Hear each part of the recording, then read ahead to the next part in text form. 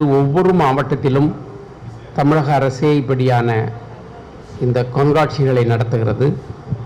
புத்தகங்களை வாங்குகிற, கொள்முதல் செய்து வாங்குகிற அந்த தன்மை அரசிடம் மிக குறைந்து போய்விட்டது. 2000 ஒரு 10-15 ஆண்டுகளுக்கு முன்பு கலைஞர் காலத்தில் அதை மிகச்சிறப்பாக கலைஞர் செய்தார். 1000 படிகள் வாங்குவது என்ற ஒரு திட்டத்தை எல்லாம் கொண்டு வந்தார். அது படிப்படியாக அடுத்த அம்மையார் ஆட்சிக்கு வந்த பிறகு அது முற்றுமுழுதாக நிறுத்தப்பட்டு போய்விட்டது. இப்பொழுது மறுபடியும் வெற்றிகரமாக கலைஞர் காலத்தில் நடந்ததைப் போல புத்தகத்தை அரசு வாங்கி கொள்முதல் செய்து நூலகங்களுக்கு அனுப்புகிறார்களா என்றால் அந்த அளவுக்கு இல்லை. ஆனால் செய்கிறார்கள். அதை தெரிவு செய்வதில், அதை கொண்டு வருவதில் எல்லாம் இந்த தமிழக அரசு கடந்த 5-6 ஆண்டுகளாக முயற்சி எடுக்கிறார்கள். போதிய அளவிற்கு இல்லை. அதைவிட தமிழக அரசு பெருநகரங்களில் ஐரோப்பிய நாடுகளைப் போல மிக பெரும் நூலகங்களை, அதாவது இந்தியாவில் மிக பெரிய கட்டிடங்கள் என்று சொல்பவைகள் கோயில்களாக இருக்கும்.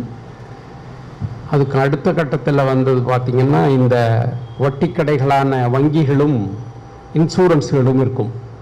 அவைதான் ஆனால் பெரிய கட்டிடங்களாக உருவாக்கப்பட்டது. ஆனால் அந்த மரபில் இன்றைக்கு பெரும் நூலகங்களை கட்டுகிற ஒரு பண்பாடு தமிழகத்தை பொறுத்தவரை மிகச்சிறப்பாக வந்திருக்கிறது. இந்தியாவின் வேறு பகுதிகளில் இருப்பதாக எனக்கு தெரியவில்லை. இந்தியாவின் வேறு பகுதிகளில் அப்படி ஒரு சொரண கூட இருக்கிறதாக எனக்கு தெரியல. ஆனால் தமிழ்நாட்டில் அது இப்பொழுது நம்முடைய அண்ணா நூலகமாக இருக்கட்டும், மதுரை கலைஞர் நூலகமாக இருக்கட்டும், கோயம்புத்தூரிலே கட்டப்படுகிற பெரியார் நூலகமாக இருக்கட்டும், திருச்சியிலே கட்டப்படுகிற நம்முடைய பெருந்தலைவர் காமராஜர் நூலகமாக இருக்கட்டும், இப்படியான இந்த நூலகங்கள் ஐரோப்பிய நாடுகளிலே நூலகங்கள் தான் அங்கே அடையாளங்கள். ஒவ்வொரு இப்போ மாஸ்கோ போனீங்கன்னா மாஸ்கோவினுடைய மிகப்பெரிய கட்டிடம் என்று சொன்னால் மாஸ்கோ லெனின் நூலகமாக தான் இருக்கும். அதுபோல் இப்போது லண்டன் போனீங்கன்னா பிரிட்டிஷ் நூலகமாகத்தான் இருக்கும். இப்படி அந்த மேற்கு ஐரோப்பிய நாடுகளிலே நூலகங்கள் என்பது ஒரு மிகப்பெரிய பண்பாடாக கட்டமைக்கப்பட்டு வளர்ந்து வருகிற சூழலில் இந்தியாவை பொறுத்தவரை அதில் நாம் தமிழ்நாடு பரவாயில்லை என்ற அளவில் நாம் இருக்கிறோம். இந்த தமிழில் வாசிக்கிற பழக்கம் வளர்ந்து கொண்டு தான் இருக்கிறது. இந்த நவீன மின் ஊடகம் வந்ததன் விளைவாக வாசிப்பு பழக்கம் கெட்டுப்போய்விட்டது, இல்லாமல் போய்விட்டது என்றெல்லாம் சொல்கிறார்கள். அந்த கூற்றை ஏற்றுக்கொள்ள இயலவில்லை. நமது மின் ஊடகத்தை பயன்படுத்துகிற, குறிப்பாக கைபேசியை பயன்படுத்துகிற பண்பு தான் நம் ஊரில் வளர்ந்திருக்கிறதே ஒழிய கணிப்பொறியை பயன்படுத்துகிறதுக்கான வசதிகளோ வாய்ப்புகளோ அதற்கான பண்புகளோ மிக குறைவு. இப்பொழுது ஸ்ரீதரன் போல IFS ஆட்கள் படித்தவர்கள், அவங்க குழந்தைகள் அல்லது எங்கள் பையங்க, இவங்களுக்கெல்லாம் இருக்கிற அந்த கணிப்பொறி பயன்பாடு சாதாரண நடுத்தர வர்க்கத்து கீழ்மட்டத்தில் இருக்கக்கூடிய குழந்தைகளுக்கோ வீடுகளிலோ இல்லை. அந்த இடத்தை இந்த அச்சு ஊடகம்தான் நிரப்புகிறது. இந்த அச்சு ஊடகத்தினுடைய போதாமை இன்றும் தேவையில்லை என்கிற நிலைமை கண்டிப்பாக இல்லை. அதை நான் சொந்த அனுபவங்களிலிருந்து கூட சொல்ல முடியும். இருக்கிற சிக்கல் என்னவென்று சொன்னால், இந்த வணிகப்படுத்துதல், சந்தைப்படுத்துதலில் நிறைய சிக்கல்கள் இருக்கிறது. ஒரு புத்தகத்தை அச்சிடுதல், அதற்கான செலவு, அதை விற்பனை செய்கிற செலவு, இதில் தமிழில் எந்த அளவுக்கு இருக்கிறது என்பதிலே பல சிக்கல்கள் இருக்கிறது. நாங்கள் ஒரு முயற்சி செய்தோம், சில நண்பர்கள் எல்லாம் சேர்ந்து அதில் கிடைத்த அனுபவத்தின் மூலமாக பார்த்தீர்கள் என்று சொன்னால், அந்த காலத்தில் 1950களில் மிகப்பெரிய புத்தக உற்பத்தி செய்து சாதனை படைத்தவர் சக்தி வை கோவிந்தன் என்கிற ஒரு பெரியவர். அந்த சக்தி வை கோவிந்தன் அவர்தான் தமிழில் முதல் மக்கள் பதிப்பு நூல்களை அறிமுகப்படுத்தியவர். திருக்குறள், பாரதியார் பாடல்கள், ராஜாஜியின் சக்கரவர்த்தி திருமகன், இப்படியான நூல்களை 50களிலே ₹1 என்ற விலை போட்டு ஆயிரக்கணக்கில் விற்பனை செய்த ஒரு பதிப்பகத்துக்காரர். அவர் ஒரு நல்ல கட்டுரை எழுதியிருக்கிறார்.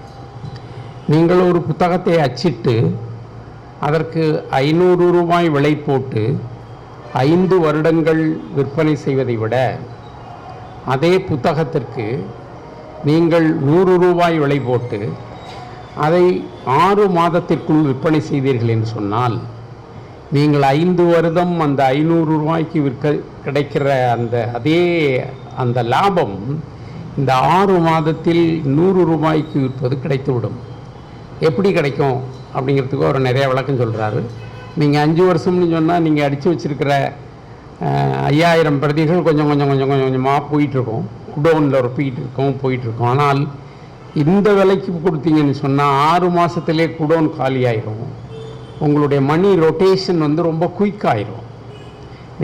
நீங்கள் அச்சு போட்ட அதனுடைய அந்த ரெண்டையும் ஒப்பிட்டு பார்த்தீங்கன்னா இப்படி பண்ணுறதுல கூடுதல் லாபம் இருக்குதுன்னு எழுதுகிறாரு. அவர் சொந்த அனுபவத்தில் தான் எழுதுகிறார். அப்போ இந்த வாசிப்பாளர்கள் மத்தியில் அவங்களுக்கு இருக்கிற ஒரு மிகப்பெரிய சிக்கல் இந்த விலை தான். ஒரு சாதாரண இளைஞனுக்கு அவனுக்கு இப்போ ஒரு 500 ரூபா 600 ரூபா அதுக்கு மாதிரி போட்டிருக்கிற புத்தகங்களை அவனால் வாங்க முடியுமா அப்படிங்கிறது தெரியல. ஆனால் அதே நேரத்தில் அந்த புத்தகத்தினுடைய காஸ்ட் ஆஃப் ப்ரொடக்ஷனை விட 1 மடங்கு 2 மடங்கு 3 மடங்கு 4 மடங்கு 5 மடங்கு என்று விலை வைக்கிற ஒரு மரபு இருக்குது. அந்த மரபில் நீங்கள் எவ்வளோ குறைச்சி விற்பனை செய்வதன் மூலமாக நிறைய வாசகர்களை சென்றடைய முடியும் என்கிற அனுபவத்தை நான் உணர்ந்திருக்கிறேன்.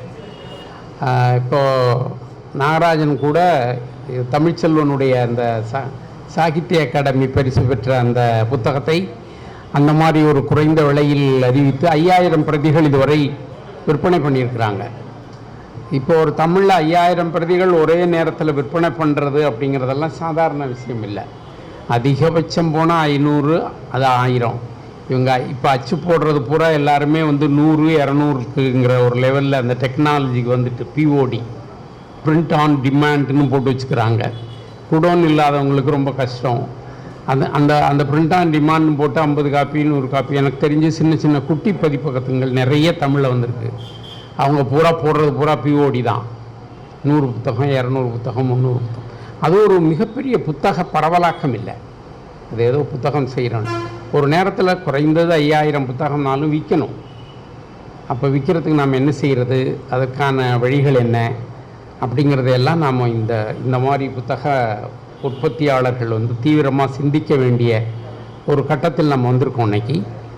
அந்த வகையில் இப்போ பாரதி புத்தகாலயம் எல்லா ஊர்களிலும் விரிவான இப்படியான புத்தக கண்காட்சிகளை நடத்துகிறது.